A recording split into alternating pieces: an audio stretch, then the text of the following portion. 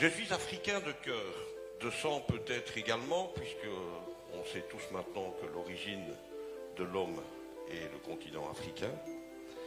Permettez-moi dès lors d'utiliser un nous d'unité, d'une seule race, la race humaine.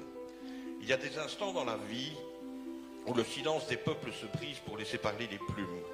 Ce soir fut l'un de ceux-là.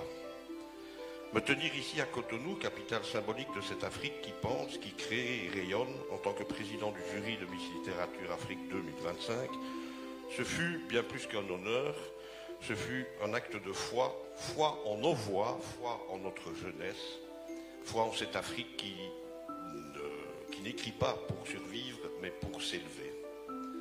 Merci aux autorités présentes d'avoir compris que la culture n'est pas un luxe, mais un levier de souveraineté. Merci à Carmen Toudonou et à son équipe, visionnaire infatigable, pour avoir transformé une étincelle en brasier continental. Ce concours que j'ai vu naître en 2016 et se développer en 2017 alors que je présidais le jury du Bénin est devenu aujourd'hui une conscience collective, une passerelle entre nos mémoires et notre avenir. Ce soir, 9 jeunes femmes ne viennent pas seulement de défendre un texte, de répondre à des questions. Elles viennent d'incarner une vision de l'Afrique qui lit, qui écrit, qui parle, qui revendique, qui guérit par les mots.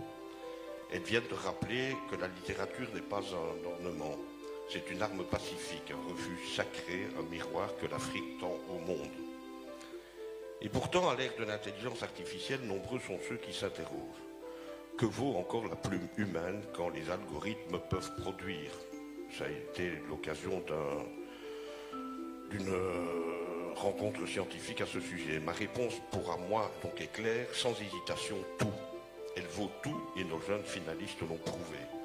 L'intelligence artificielle peut aligner des phrases, mais elle ne connaît ni la sueur des luttes, ni l'odeur du manioc bouilli partagé en silence, ni le poids d'un deuil qu'on ne peut écrire qu'en langue maternelle, ni la mémoire transmise à voix basse au pied d'un manguier, ni l'amour rugueux qu'on ne dit jamais, mais qu'on montre en taillant un jouet pour ses enfants.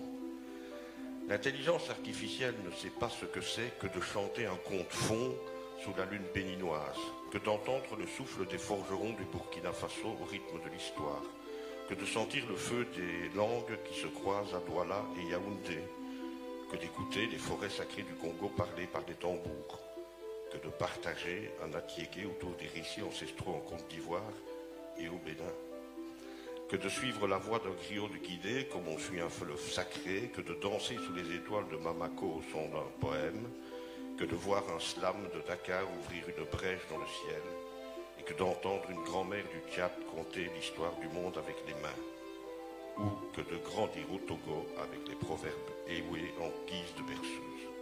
Ces choses-là ne s'écrivent pas, elles se vivent, elles se ressentent, elles se transmettent.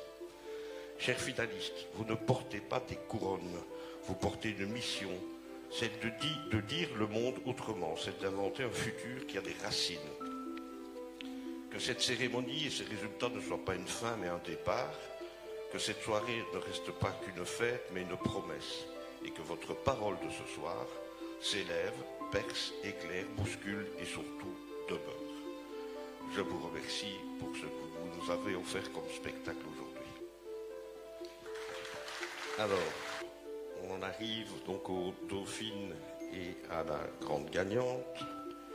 La deuxième dauphine, Miss Littérature Afrique 2025, nous vient du Bénin, Salomé.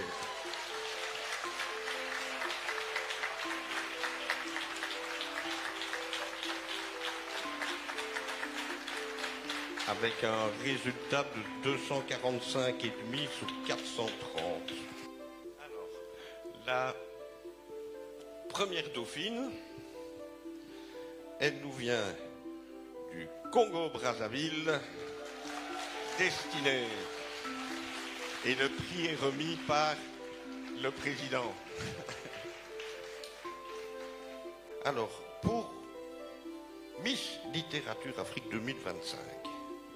Pour remettre donc le trophée, la couronne à Miss Littérature Afrique 2025, Monsieur le Président, Elle nous vient du Cameroun.